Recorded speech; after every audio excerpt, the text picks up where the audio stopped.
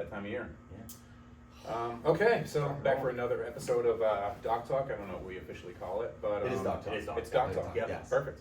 All right, so today we're going to run through the effects of shockwave therapy. We're going to run a little bit through like the histology or what's happening at the tissue level, and then talk about some of the conditions that we treat for it. So let's start there. So what is happening at the tissue level whenever we're talking shockwave therapy? Yeah, so one of the things that I guess we should probably start. It took us forever to actually pull the trigger on buying this thing. You know, like what is Shockwave? What is What is this? Yeah. What is this So crazy machine? we had that a have in million the people office come now? to try to sell us a Shockwave, and of course it takes a while to pull a trigger on a big purchase. But you know what? Honestly, like I think most of us would say this is probably one of the better purchases we've made in terms of outcomes that patients are getting. Yeah. So like, what is Shockwave? Essentially, this is our Shockwave machine. So there's like a little, there's a handle that has got a magnetic bullet in here that bounces back and forth rapidly, and it hits a piece of metal. There's different tips that can give off different frequencies of vibration that kind of penetrate deep into the cell. The most well-known version of this is lithotripsy, which is if you've ever had a kidney stone. This is essentially what they do. They run like a shockwave on your back, and it breaks up the kidney stone. Then you can pass it if it's a bigger stone. So the technology is the same. They've just kind of dumbed it down into a more simple musculoskeletal version of it. So on the most simple sense, there's a bullet in here that hits this metal piece, and it creates a radial wave into the tissue, and that creates a bunch of different changes in cells that we were just talking about before we jumped on. And you know, we want to be clear that it's we want to be clear that it's sound waves, right? When people hear shockwave, they think that there's some electrical current going through their body. This is different from like a TENS unit or even like regular ultrasound that you might have had in the past. This is ultrasounds, big bad brother. Yeah, exactly. Like on steroids. But essentially it's sound waves, right? And we're using concentrated sound waves to create an effect in the tissue. Essentially damaging the tissue. Yes, exactly. Right. I mean, and that sounds bad to say, but that's what we're trying to do is create an immune response by damaging tissue. Yeah, we're doing controlled damage. Right, exactly. So, but this is wonderful for chronic conditions. So now, if I fell yesterday and I hit my knee and my knee will blow up, like this may not be the best thing for it. But we do see a lot of chronic conditions in the clinic. So a lot of recalcitrant is the word, right? So difficult to treat conditions where the tissue is very stiff and very dense and it's taking a long time for it to heal.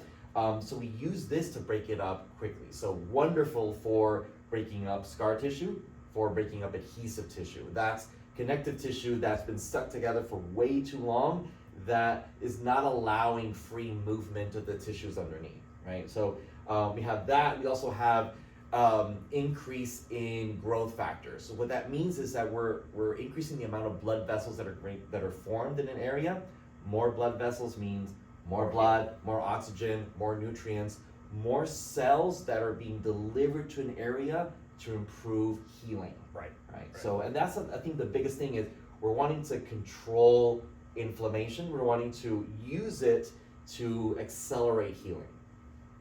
And touching a little bit more on causing the controlled damage. So when it comes down to it, tissue permeability is kind of what they talk about and what controls that effect. So very permeable tissue like muscles or tendons, it's just going to kind of cause the tissue to flow and reverberate. Harder tissue like the calcifications or kidney stones, that's not very permeable, so it's going to break it up. But I also looked up that I think this was actually done in horses, but it talks about the effect on the bone structure, and they did a double-blind study, or maybe it was a single-blind study. I don't know if you need to blind the horses, right? But that there was no significant effect on the cortical structure of the bone happening whenever they were doing these treatments after a trial of care there. Okay. So everything that they've researched so far is reaffirming that it is safe treatment. There are no known long-term side effects. Yeah, for sure. And so some of the stuff that we see that's responded really well, at least that when I've noticed, works great for obviously trigger points and tight muscles. But the thing that I've seen the most success for is plantar fasciitis. Yeah. Like the person who's had plantar fasciitis for like the last 6 years, which we see all the time in the office. Yeah. And stretching's not working, cortisone shots haven't worked, but it's because that tissue is still adhered or tightened or calcified. And this helps kind of break it up and stimulate the body to say, hey, I need to go back and heal that. So plantar fasciitis, and then tennis elbow, that chronic tennis elbow that a lot of our athletes deal with beyond just tennis players. I've found that those have been the two best things that I've seen with it by far.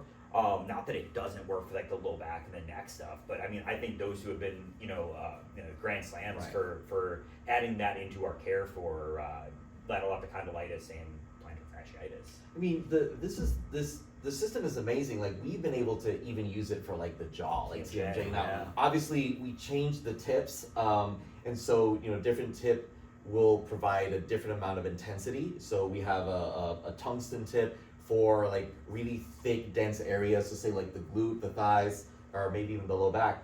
But we have Steve's biceps. Or Steve's, yeah, exactly. So, but we also have a smaller like plastic tip, and then that one would go over the jaw. So we can work the jaw, we can work the upper back, we can work the shoulder, elbows, wrists.